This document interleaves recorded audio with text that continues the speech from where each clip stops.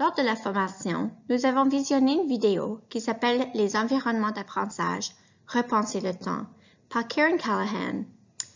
Celui-ci décrit comment les expériences des enfants dans leurs premières années de vie peuvent avoir des effets durables sur l'apprentissage, le développement, la santé et le bien-être. Les périodes de jeu. On veut assurer des périodes de jeu assez longues pour que l'enfant puisse s'investir dans son jeu et démontrer des créations. Alors, des périodes de 2 fois par jour, minimum de 45 à 60 minutes.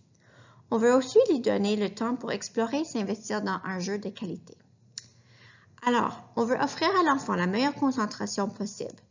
Une façon de faire ceci, c'est de minimiser le nombre de transitions. Par exemple, arrêter le jeu et ranger le matériel. Lorsqu'on arrête le jeu lors d'une création, ceci peut déclencher des frustrations. Il y a des stratégies qu'on peut mettre en place afin de garder les créations des enfants lors de la journée.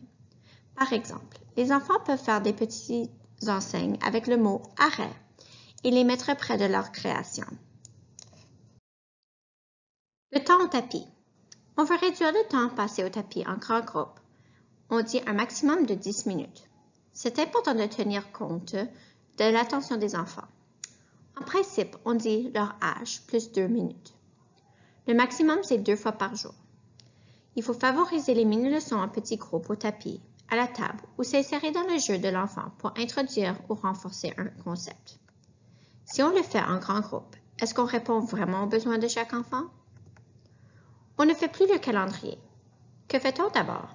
On peut faire des chansons, des comptines, un retour sur une activité ou une sortie, travailler une enquête, une annonce importante ou des annonces importantes, les enfants qui présentent leur création, des jeux collaboratifs, un cercle de connaissances, une discussion ou peut-être un partage.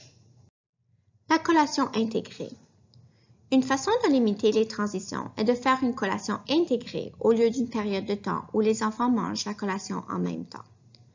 Dans le programme de la maternelle et du jardin d'enfants, à la page 105, ils disent « Il est essentiel que le déroulement de la journée soit flexible pour permettre à l'enfant de prendre une collation au besoin. » La collation ouverte permet de travailler l'autorégulation chez les enfants et ils peuvent manger lorsqu'ils ont faim. Lorsque les enfants ont une grande période de jeu, ceci leur permettra d'avoir aussi assez de temps pour manger. Nous suggérons de créer un coin accueillant qui ressemble à un environnement familial avec une nappe ou des napperons faits par les enfants et une plante ou un bouquet de fleurs. De plus, vous pouvez utiliser une table d'une aire d'apprentissage, par exemple la table de l'aire de la cuisine, au lieu d'avoir plusieurs tables et chaises dont vous n'avez pas toujours besoin. Ceci aidera à l'aménagement de la classe. Afin d'aider la gestion de la collation intégrée, vous pouvez mettre en place un système pour savoir qui a pris sa collation. Par exemple, vous pouvez mettre des roches ou des bâtons dans un panier avec le prénom de chaque enfant au milieu de la table. Lorsque l'enfant prend sa collation, il déposera la roche dans un autre panier.